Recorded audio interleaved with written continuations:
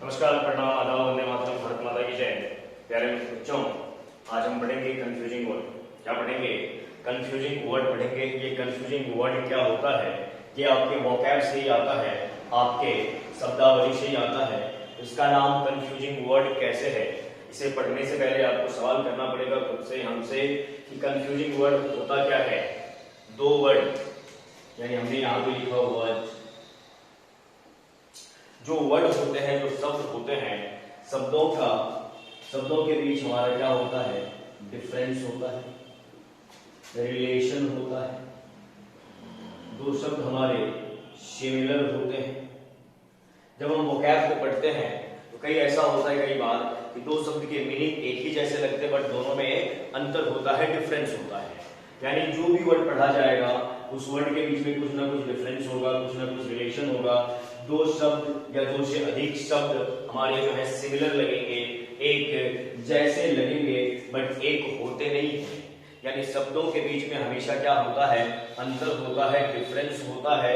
और यही से, इसी डिफरेंस से क्या निकल के आता है? कंफ्यूजन। कि ह्यूज का मीनिंग अगर विशाल है, लार्ज है, और लार्ज का मीनिंग भी विशाल है, इनॉर्मस भी विशाल है, कोलोशल भी विशाल है, जाइगमेटिक भी विशाल है, तो फिर सभी के बीच में अंतर क्या है? वही जो डिफरेंस आपको है, वही आपको कंफ्यूज करता है दो शब्दों के बीच में। उसी कंफ्यूजन को हम सीखने वाले हैं यहाँ पे, और इसे ही हम क्या बोलते हैं? कंफ्यूजिंग वर्ड बोलते हैं, कंफ्यूजिंग वर्ड बोला जाता है। अब सवाल क्या आया कि दो शब्दों के बीच में जो कंफ्यूजन होता है, उस कंफ्यूजन को कैसे दूर किया जा सकता है? क्या क्या प्रोसेस है उसका, वर्ड्स के बीच के कंफ्यूजन को दूर करने का? तो मैं बता देता हूं एक बार फिर से हमने इसलिए बोला क्योंकि मैं ऑलरेडी रूट वर्ड के टॉपिक में, ग्रामेटिकल सेक्शन में बताता हूं कि शब्दों के बीच में अंतर कहां से होता है और उसे कैसे सीखा जा सकता है। तो यहाँ पे आइएगा, सबसे पहले शब्दों के बीच जो अंतर होता है वो तो मीनिंग का होता है, जो कि हमें पता है। दो शब्द का मीनिंग कई बार अलग अलग होता है और कई बार एक जैसा ही होता है। मीनिंग के बाद शब्दों के ग्रामेटिकल प्रोफाइल, क्या बोला हमने? Grammatical profile. ग्रामेटिकल प्रोफाइल का मतलब कौन सा वर्ड हमारा नाउन है, प्रोनाउन है, एडजेक्टिव है, यानी कि पार्ट्स ऑफ स्पीच का कौन सा पार्ट है, ये हमें ग्रामेटिकल प्रोफाइल सिखाता है। फॉर एग्जांपल हमने बोला एडमिनिस्ट्रेशन। एडमिनिस्ट्रेशन ग्रामेटिकल प्रोफाइल है नाउन, और वहीं पे फिर से बोला जाए एडमिनिस्ट्रेटिव। एडमिनिस्ट्रेटिव ग्रामेटिकल प्रोफाइल उसका हो जाता है एडजेक्टिव। एडमिनिस्ट्रेशन मीनिंग है प्रशासन, और एडमिनिस्ट्रेटिव रिलेटेड टू एडमिनिस्ट्रेशन, प्रशासन से संबंधी।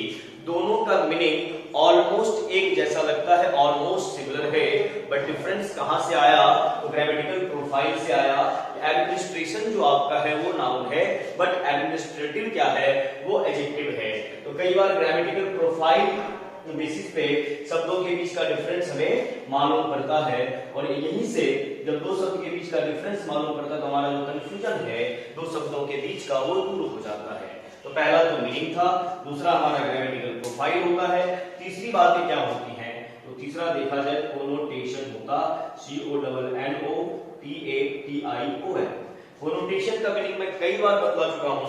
जब आप इसी चैनल पे, चौहान इंग्लिश कैंपस के चैनल पे रूट वर्ड का वीडियो देखोगे या कोई भी ग्रामेटिकल सेक्शन देखोगे, उस वीडियो में मैं कई बार कोनोटेशन, डिग्री, ग्रामेटिकल प्रोफाइल बोलते रहता हूं, क्योंकि इंग्लिश आपका क्या है? भाषा है, और भाषा को जानने के लिए उस भाषा के शब्द को जानना पड़ेगा, और शब्द को जानने के लिए अभी जो मैं बता रहा हूं कि मीनिंग, ग्रामेटिकल प्रोफाइल, कोनोटेशन, ये जब तक आप जानेंगे नहीं, शब्दों का ज्ञान आपको सही से मिल नहीं पाएगा। इसलिए शब्द को जानना बहुत ही जरूरी है, क्योंकि इंग्लिश हमारा एक लैंग्वेज है, एक भाषा है। तो यहाँ पे आइए, फिर से हमने क्या लिखा है? मीनिंग के अकॉर्डिंग दो शब्दों के बीच के डिफरेंस को जाना जा सकता है। ग्रामेटिकल प्रोफाइल के बेसिस पे दो शब्दों के बीच के डिफरेंस को जाना जा सकता है। और तीसरा नंबर किसका आता है? कोनोटेशन का। और कोनोटेशन का मीनिंग क्या होता है? तो attitude of word. Attitude of word, शब्दों का रवैया, शब्दों का तौर तरीका। यानी कि एटीट्यूड जो हमने लिखा है, ये एटीट्यूड आपका तौर तरीका, रवैया है, जो कि प्लस और माइनस, यानी कि पॉजिटिव और नेगेटिव दोनों होते हैं। तो कोनोटेशन बोला जाता है एटीट्यूड ऑफ वर्ड। कि शब्दों का रवैया कैसा है, शब्दों का तौर तरीका कैसा है, शब्द का नेचर कैसा है, शब्द की प्रकृति कैसी है, तो वो पॉजिटिव भी हो सकता है एंड नेगेटिव भी हो सकता है। तो बहुत ऐसे शब्द हैं जो कोनोटेशन बेसिस पे दोनों के बीच के डिफरेंस को जाना जा सकता है। जैसे कि मैं एग्जांपल के तौर पे अगर मैं बोलूं, ये आपका फिलिया है, PHILIA, ये फिलिया हो गया, और यहीं पे फोबिया लिखा जाए, PHOBIA, फोबिया है। दोनों शब्दों का मीनिंग भी डिफरेंस है। फिलिया का मीनिंग होता है लव और फोबिया का मीनिंग होता है फियर या हेट, नफरत करना या डरना। अगर मैं प्यार करने की बात करूंगा तो आप बोलोगे ये पॉजिटिव कोनोटेशन होल्ड करता है, दैट मींस क्या फिलिया का जो कोनोटेशन है वो पॉजिटिव है और फोबिया का जो कोनोटेशन है वो नेगेटिव है। बट इसे 100% नहीं मानेंगे, क्योंकि अगर गलत चीज से प्यार है तो वो नेगेटिव हो सकता है और गलत चीज से आप दूर जा रहे, डर रहे तो वो पॉजिटिव हो सकता है। बट ऑलमोस्ट फिलिया का कोनोटेशन पॉजिटिव होता है एंड फोबिया का नेगेटिव होता है। यही है कोनोटेशन बेसिस पे शब्दों के बीच का डिफरेंस जानना। कोनोटेशन होता है एटीट्यूड ऑफ वर्ड, शब्दों का रवैया होता है। जैसे एग्जांपल के तौर पे और बोला जा सकता है दो वर्ड, एक होता है आपका डिसइंटरेस्टेड, डिसइंटरेस्टेड, और एक होता है अनइंटरेस्टेड। डिसइंटरेस्टेड, अनइंटरेस्टेड, जब शब्द का हम निर्माण करते हैं तो शब्दों को निर्माण करने के लिए, शब्द को बनाने के लिए हमारे पास क्या चाहिए, रूट चाहिए। इसलिए वोकैब को हम रूट बेसिस पे पढ़ते हैं और रूट जानने के लिए हमें अफिक्स चाहिए, AFFIX, एफिक्स। एफिक्स क्या होता है? एफिक्स के ही दो पार्ट है, प्रेफिक्स एंड सफिक्स। प्रेफिक्स यानी उपसर्ग जो शब्द के पहले आता है, सफिक्स यानी कि प्रत्यय जो शब्द के बाद आता है। यहाँ पे देखा जाए डिसइंटरेस्टेड है, अनइंटरेस्टेड है, डिस शब्द के पहले लगा है वो मेरा प्रीफिक्स हो गया, उपसर्ग हो गया। एंड अनइंटरेस्टेड में देखा जाए तो अनइंटरेस्टेड के पहले लगा है वो वहां पे प्रीफिक्स है, उपसर्ग है। अगर मैं यहीं पे बात करूं कि इंटरेस्ट रखना किसी भी चीज में अच्छी बात है, रखिए, बट डिसइंटरेस्टेड, डिस मेरा प्रीफिक्स है और कैसा प्रीफिक्स है तो नेगेटिव। तो DIS, डिस कैसा कोनोटेशन होल्ड करता है? Connotation means attitude of what, attitude of what, शब्दों का रवैया। तो डिस मेरा कैसा कोनोटेशन होल्ड करता है तो नेगेटिव कोनोटेशन होल्ड करता है। तो डिस यहाँ पे नेगेटिव हुआ और यहाँ पे अनइंटरेस्टेड में देखा जाए तो अन भी मेरा नेगेटिव कोनोटेशन होल्ड करता है। डिसइंटरेस्टेड और अनइंटरेस्टेड, इस बेसिस पे अगर आप रटेंगे यहां तक पहुंचने के बाद भी, तब भी आप धोखा खा सकते हैं, क्योंकि डिसइंटरेस्टेड, डिस नेगेटिव प्रीफिक्स हमारा जरूर है, बस डिसइंटरेस्टेड का जो कोनोटेशन होता है हमारा वो पॉजिटिव होता है। बट अनइंटरेस्टेड जो है उसका जो कोनोटेशन है वो नेगेटिव है। और आपको कई बार ऐसा लगता है कि जो डिसइंटरेस्टेड है वही अनइंटरेस्टेड है, बट ऐसी बातें नहीं है। अगर आप रट्टा मारेंगे तो आप फंसेंगे। डिसइंटरेस्टेड पॉजिटिव कोनोटेशन को होल्ड करता है एंड अनइंटरेस्टेड नेगेटिव कोनोटेशन को होल्ड करता है। डिसइंटरेस्टेड का मीनिंग होता है अनबायस्ड, यानी कि जो पक्षपातपूर्ण ना करे। जज साहब जो होते हैं, न्यायाधीश जो होते हैं, वो कैसे होते हैं? वो डिसइंटरेस्टेड होते हैं अपने जजमेंट को लेके, पक्षपात वो नहीं कर सकते किसी की जाति, धर्म, नेपोटिज्म के बेसिस पे वो अपना जजमेंट पास नहीं कर सकते। तो जज साहब को कैसा होना चाहिए? डिसइंटरेस्टेड होना चाहिए, तभी जाके वो जो जजमेंट देंगे वो लीगल हो पाएगा, न्यायिक रूप से सही हो पाएगा। यानी डिसइंटरेस्टेड होना ही चाहिए, जज साहब हो या कोई इंसान हो। दैट मींस क्या? डिसइंटरेस्टेड का जो कोनोटेशन है वो पॉजिटिव है एंड अनइंटरेस्टेड जो लिखा हुआ है इसका कोनोटेशन कैसा है? नेगेटिव है। अनइंटरेस्टेड का मीनिंग क्या होता है? Not interested. जैसे हम बोल सकते हैं I am not interested in you, I am uninterested in you, मैं आप पे कोई इंटरेस्ट नहीं रखता। That is negative attitude. यानी डिसइंटरेस्टेड पॉजिटिव कोनोटेशन को होल्ड कर रहा एंड अनइंटरेस्टेड नेगेटिव कोनोटेशन को होल्ड कर रहा। इसलिए हमने बतलाया अगर आपके पास कोनोटेशन का ज्ञान है तो दो शब्दों के बीच का डिफरेंस आपको पता चल जाता है, और जैसे ही दो शब्दों के बीच बीच का डिफरेंस आपको पता चलता है, शब्दों के बीच का कंफ्यूजन जो है वो दूर हो जाता है। इसीलिए शब्द को जानने के लिए सबसे पहले हमने मीनिंग को देखा, ग्रामेटिकल प्रोफाइल देखा। ग्रामेटिकल प्रोफाइल कैसे क्लियर होता है, तो रूट वर्ड के हेल्प से होता है। हमने जो अफिक्स बोला, प्रीफिक्स एंड सफिक्स, सफिक्स यानी कि प्रत्यय जो शब्द के बाद आता है, तो किसी भी वर्ड के ग्रामेटिकल प्रोफाइल को जानने के लिए आपको सफिक्स का ज्ञान होना चाहिए, प्रत्यय का ज्ञान होना चाहिए। अगर सफिक्स का नॉलेज आपके पास है तो आप शब्दों के ग्रामेटिकल प्रोफाइल को क्लियर कर पाते हो, अदरवाइज नहीं कर पाते।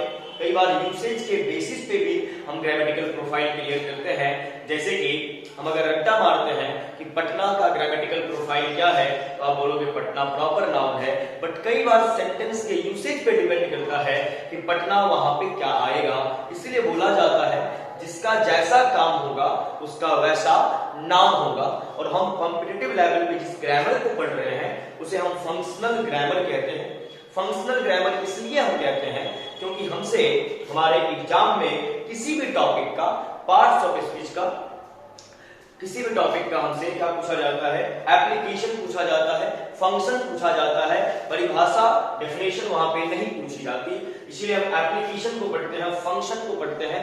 इसलिए जिस लेवल पे हम ग्रामर को पढ़ रहे हैं उसे हम फंक्शनल ग्रामर कहते हैं। इसलिए कई बार ग्रामेटिकल प्रोफाइल सफिक्स के तौर पे तो पता ही होता है और कई बार यूसेज के बेसिस पे भी पता होता है।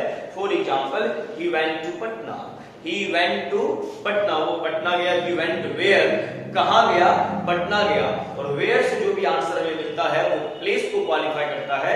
प्लेस यानी कि एडवर्ब ऑफ प्लेस, तो वहां जो पटना है वो एडवर्ब ऑफ प्लेस हो गया, प्रॉपर नाउन नहीं रहा। तो सेंटेंस में यूसेज कैसा है उस वर्ड का, ये भी ग्रामेटिकल प्रोफाइल हमें बतलाता है। नेक्स्ट हमारा कोनोटेशन था। एक और चीज होती है, उसका नाम क्या है तो देखा जाए, कोलोकेशन, COLLOCATION। कोलोकेशन क्या होता है, तो कोलोकेशन कहते हैं शब्दों का एक ऐसा समूह जो साथ में आएगा ही आएगा, और group of word which is by default come together. For example, able, able और कैपेबल। एबल का मीनिंग टू, कैपेबल का मीनिंग होता है ऑफ। एबल के साथ टू आ रहा, कैपेबल के साथ ऑफ आ रहा, दोनों का हिंदी मीनिंग सेम है, बट डिफरेंस कहां पे है, तो डिफरेंस कोलोकेशन का है कि एबल टू लेगा एंड कैपेबल ऑफ लेगा। इसे हम कोलोकेशन बोलते हैं। ये सब आप रूट वर्ड के वीडियो में जाके देख सकते हो इसी चैनल पे, चौहान इंग्लिश कैंपस के चैनल पे। नेक्स्ट हमारा क्या होता है, नेक्स्ट एंड लास्ट वन, ये होता है हमारा डिग्री। डिग्री, शब्दों की अपनी एक डिग्री होती है। माइल्डर डिग्री का शब्द होता है, हायर डिग्री का शब्द होता है। जैसे अगर मैं बात करूं लव, लव प्यार करना, ये माइल्डर डिग्री का वर्ड है। वहीं पे बात करें एडोर, ADORE, तो एडोर का मीनिंग पूजना होता है। लव की बात करें तो वो एक जनरल स्टेटमेंट है, जनरल वर्ड है, बोल सकते हैं। बट जैसे ही आप एडोर बोलते हो, इसका मतलब ये हुआ आप उस इंसान की बहुत रिस्पेक्ट करते, आप उसकी पूजा करते हैं। हम बोलते हैं माय एडोरेबल पेरेंट्स, मेरे पूजनीय माता पिता। तो माता पिता को पूजा जाता है, एडोर आता है, एडोरमेंट आता है। एडोर आपका वर्ब है, एडोरमेंट नाउन है। तो ये ध्यान में रखेंगे डिग्री का। जैसे हमने बोला कि लव माइल्डर डिग्री का वर्ड है और एडोर हायर डिग्री का वर्ड है। यहीं पे लव को भी हायर कर सकते हैं। कैसे, love and like, like normal word हो गया और वहीं पे लव जो है उसका डिग्री थोड़ा सा बढ़ जाता है। तो वोकैब को जानने के लिए हमें क्या क्या जानना पड़ता है, मीनिंग जानना पड़ता है, ग्रामेटिकल प्रोफाइल जाननी होती है, कोनोटेशन जानना होता है, कोलोकेशन जानना होता है और डिग्री जानना होता है। इतना हम क्यों जानते, इसलिए जानते कि शब्दों के बीच में डिफरेंस होता है और उसी डिफरेंस से हमारा कंफ्यूजन क्रिएट होता है और उसी कंफ्यूजन को दूर करने के लिए meaning, grammatical profile, connotation, collocation, degree को जाननी होती है। तो ये हुआ वर्ड को सीखने का फॉर्मूला। इसे ध्यान में आपको जरूर रखेंगे और इसी चैनल पे रूट वर्ड का जो भी वीडियो डाला हुआ है, जो भी ग्रामेटिकल कॉन्सेप्ट है उसे आप देखेंगे। आ जाइए फिलहाल बात करते हैं यहाँ पे कंफ्यूजिंग वर्ड। तो पहला हमारा क्या है, all together and all together. All together, ALL, all space है, टुगेदर है, TOGETHER, all together. All together, all together, all together का मीनिंग क्या है तो देखा जाए अलोंग विद, अलोंग विद।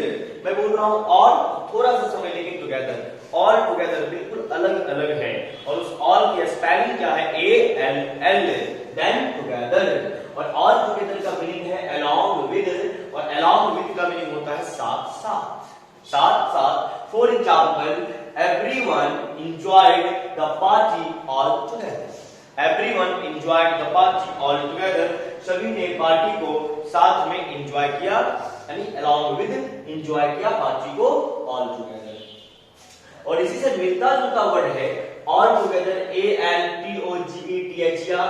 इस all together और उस all together में क्या डिफरेंस है, यहाँ पे डबल L है और यहाँ पे सिंगल L है, और वहां पे all और together के बीच में स्पेस है, बट यहाँ पे ऐसी कोई बात नहीं है। तो all together इसका मीनिंग निकल रहा कंप्लीटली, सॉरी कंप्लीटली यानी कि पूर्णता, पूरे तौर तरीके से। तो यूसेज देखा जाए, it was an all together different situation, it was an all together different situation, that means क्या, यह बिल्कुल ही अलग सिचुएशन था। तो ध्यान रखेंगे, एक है ऑल ALL स्पेस टुगेदर और एक है all together, all together along with and ALTOGETHER all together means completely, sentence आपके सामने है। Next word BIRTH birth and BERTH birth, बहुत ही सिंपल वर्ड है, बहुत ही आसान है, हम लोग में से बहुत इसे जानते भी होंगे, जो नहीं जानते वो जान ले और जो जान रहे हैं फिर से जान ले, अच्छा ही रहेगा। तो BIRTH बर्थ हम बोलते हैं birthday, birthday, happy birthday to you. तो बर्थ का मीनिंग होता है बिगेट या बॉर्न, जन्म लेना, जन्म होना। BIRTH बर्थ यहीं से आता है DOB, date of birth, BIRTH birth.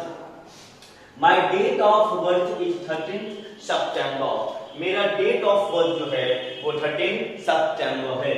But BERTH birth की अगर बात करें तो इसका मीनिंग क्या होता है, सीट, क्या होता है, सीट, SHEET, सिट नहीं बोलने का, शीट, थोड़ा सा शब्द को खींचेंगे क्योंकि यहाँ पे डबल ही है। साउंड जब पढ़ाऊंगा तो वहां पे प्रोनाउंसिएशन भी आपका क्लियर करूंगा कि कैसे दो शब्दों के बीच प्रोनाउंसिएशन में डिफरेंस आता है। जैसे कि सिट है, ऐसा एक सिट तुरंत बोलना पड़ता है, बट यहाँ पे SHEET, शीट, थोड़ा सा खींचना पड़ता है शब्दों को, ये भी आपको जानना चाहिए। जब तक आप साउंड को नहीं जान पाओगे, आप शब्द के उच्चारण को नहीं जान पाओगे। जैसे कि यहाँ पे शीट, शिट ऐसे होता है। तो बर्थ का मीनिंग सीट है, यानी कि जगह है जिस जगह पे आप बैठते हो। For example, I have got a birth in the राजधानी एक्सप्रेस, राजधानी ट्रेन है उसमें उन्होंने क्या किया, अपना एक बर्थ बुक करवाया है।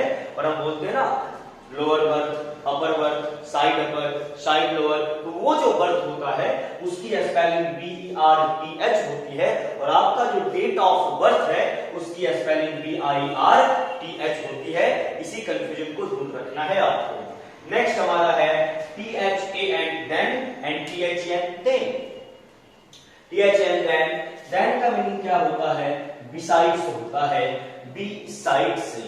थोड़ा सा यहाँ पे एक और कंफ्यूजन, बी साइड एक वर्ड होता है और ये बी साइड्स आया हुआ है। पहले हम बी साइड और बी साइड्स के बीच का कंफ्यूजन दूर कर लेते हैं, फिर डैन और देन भी जानेंगे। बी साइड देखिए, बी प्लस साइड है, बी का मीनिंग होना होता है और साइड का मीनिंग बगल में, बगल में है कोई, उसके लिए हम बिसाइड का इस्तेमाल करते हैं। For example, Ram is sitting beside Shyam, Ram जो है श्याम के बगल में बैठा है या बैठे हैं। बी साइड होता है, बट बी साइड क्या होता है, ऐसा बिल्कुल नहीं सोचने का कि बी साइड के एंड में एस लगा हुआ है तो वो हमारा प्लूरल हो जाएगा, ऐसा नहीं है। बिसाइड जो हमारा है वो प्रेपोजिशन है और प्रेपोजिशन का प्लूरल नहीं बनाया जाता।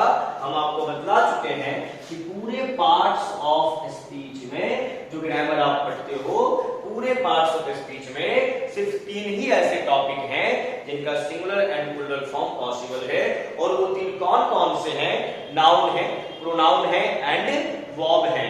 इसके अलावा और कोई भी पार्ट जिसका सिंगुलर या प्लूरल बनाया जाता है ऐसा नहीं है। नाउन, प्रोनाउन, वर्ब का होता, बाद बाकी किसी का नहीं होता। तो बिसाइड का प्लूरल फॉर्म बिसाइड्स नहीं है, बिसाइड्स का मतलब होता है एक्सेप्ट, छोड़कर, EXCPT को छोड़कर, के अलावा, ये बिसाइड्स का मतलब होता है। तो THN देन का मीनिंग है बिसाइड्स यानी एक्सेप्ट, के अलावा, को छोड़कर। मीनिंग लिखा हुआ है, फॉर एग्जांपल मीनिंग के लिए बिसाइड्स हो गया। एग्जांपल है I like blue colour than red, मतलब मैं लाल के अलावा ब्लू भी पसंद करता हूं। और THN देन जो है इसका मीनिंग होता है अगेन, फिर से, तब। For example first thing then speak, पहले सोचें फिर बोले, ये शब्दों के बीच का अंतर था। नेक्स्ट देखा जाए आपका फाइनल है एंड फिनाले। फाइनल, फाइनल का मीनिंग क्या? कंक्लूजन। फिनाले का मीनिंग क्या? कंक्लूजन।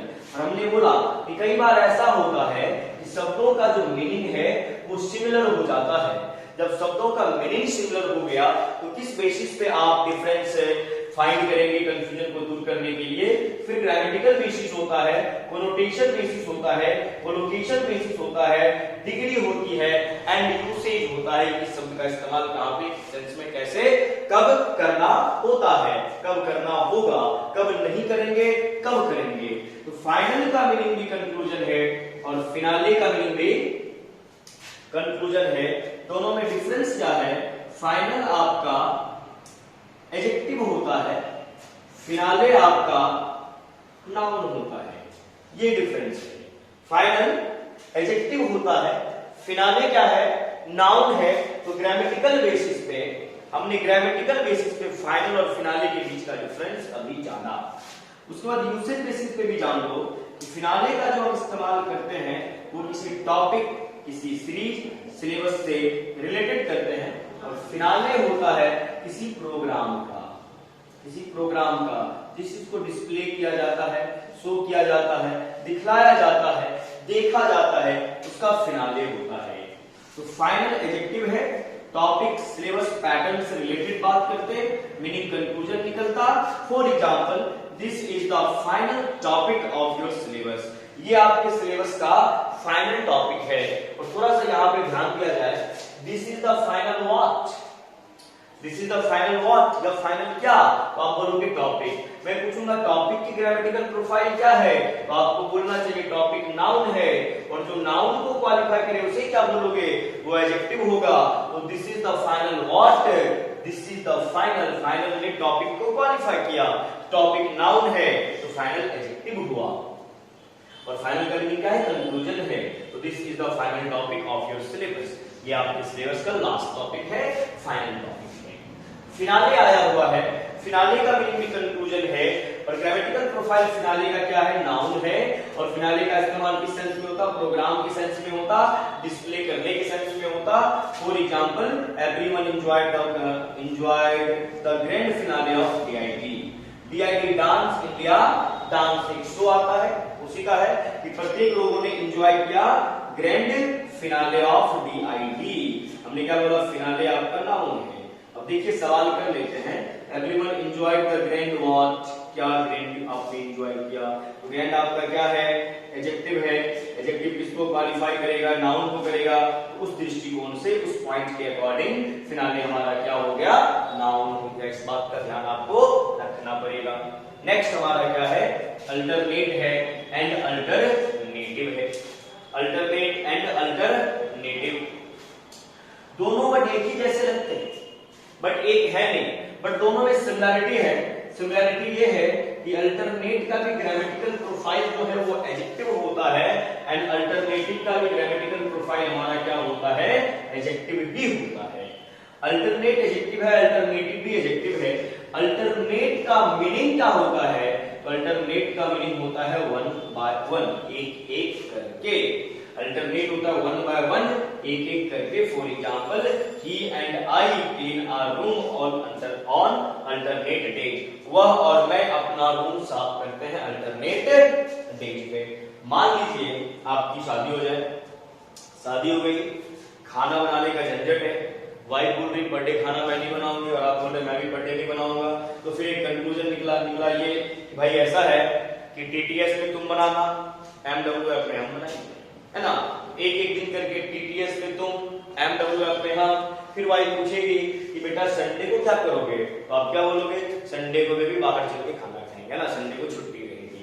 तो टीटीएस में तेरे को बनाने का है, एमडब्ल्यूएफ में हम बनाएंगे, यानी एक एक दिन करके, यानी कि ऑन अल्टरनेट डेज, एक एक दिन करके वही बोला गया he and I clean our room. और सिर्फ खाना बनाने की बात नहीं होगी, रूम भी साफ करना पड़ेगा, कपड़ा भी साफ करना पड़ेगा। तो पहले इसको शुरू करना है कि नहीं करना है, फिलहाल यहाँ पे आएगा। तो he and I clean our room on alternate days, वह और मैं अपने रूम को साफ करते हैं अलग अलग दिन पे, एक एक दिन छोड़ के, एमडब्ल्यूएफ एंड टीटीएस। नेक्स्ट है आपका अल्टरनेटिव, और अल्टरनेटिव की ग्रामेटिकल प्रोफाइल है एडजेक्टिव, और अल्टरनेटिव का मीनिंग क्या होता है, तो ऑप्शनल, यानी कि वैकल्पिक, जहां पे ऑप्शंस हो, जहां पे विकल्प हो। For example, I had no alternative, मेरे पास कोई विकल्प नहीं था, but to accept his offer, उसके ऑफर को एक्सेप्ट करने के अलावा, यानी मेरे पास और कोई विकल्प नहीं था। I had no any option, I had no alternative. अब यहां पर हमने अल्टरनेटिव को एडजेक्टिव तो बोला, बट यहां पे देखिए इस सेंटेंस में अल्टरनेटिव जो आपका है वो एडजेक्टिव है या कुछ और है। तो देखिएगा नो जो है, नो वो एडजेक्टिव होता है, और एडजेक्टिव किसको क्वालिफाई करता है, तो आप बोलोगे एडजेक्टिव तो सर नाउन को क्वालिफाई करता है। तो सेंटेंस के यूसेज पे हमें पता चला कि ये जो अल्टरनेटिव है एडजेक्टिव तो होता ही होता है, साथ साथ क्या होता है, नाउन भी होता है, और यहाँ पे ये नाउन के रोल को प्ले कर रहा। आई हैड नो व्हाट, मेरे पास क्या नहीं था, और हमने क्या बोला है, व्हाट, हु, whom और which से जो भी आंसर मिलता है आपका, वो क्या होता है, आपका नाउन होता है। तो I had no alternative, alternative is the noun over here, यहाँ पे अल्टरनेटिव क्या है, नाउन है, एडजेक्टिव भी होता है।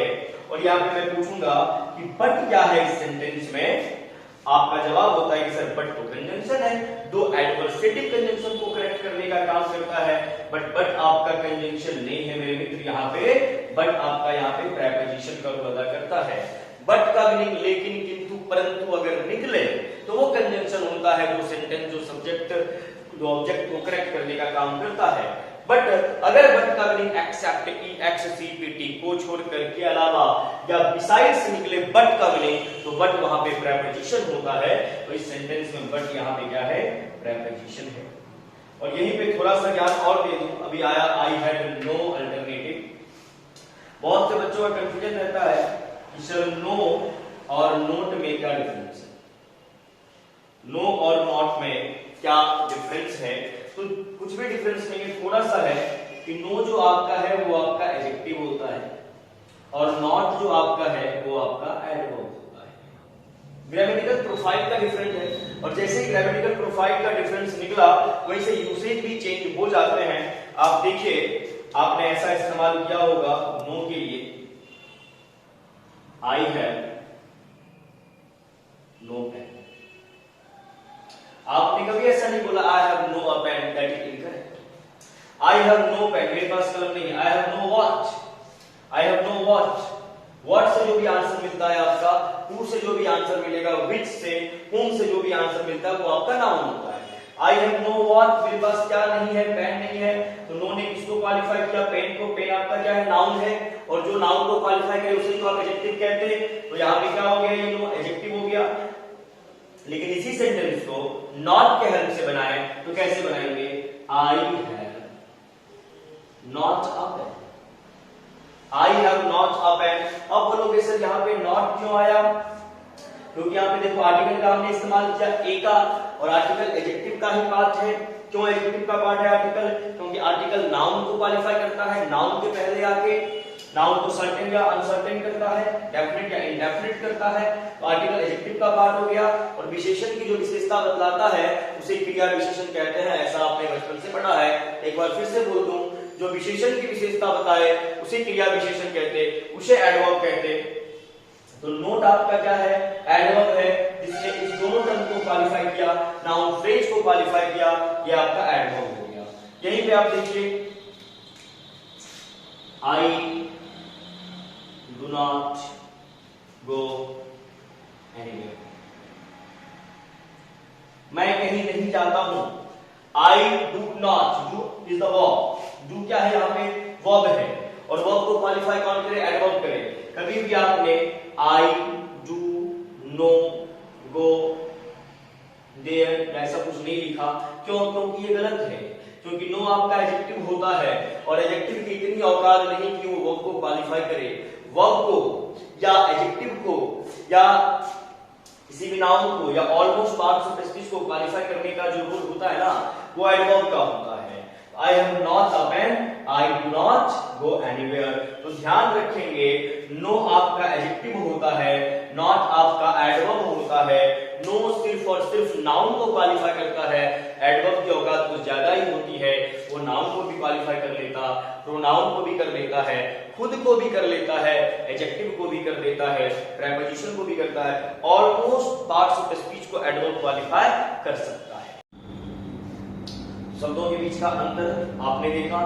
इस वीडियो को ध्यान से आप देखेंगे, चीजों को समझेंगे, और जहां पर चीजें समझ में नहीं आएंगी कमेंट सेक्शन में लिख देंगे, सर ये समझ में नहीं आया, मैं फिर से उसको समझा दूंगा। वीडियो को अपने दोस्तों से शेयर करेंगे, सीखेंगे, सिखाएंगे, और चौहान इंग्लिश कैंपस के चैनल पर बने रहेंगे चौहान सर के साथ। बहुत बहुत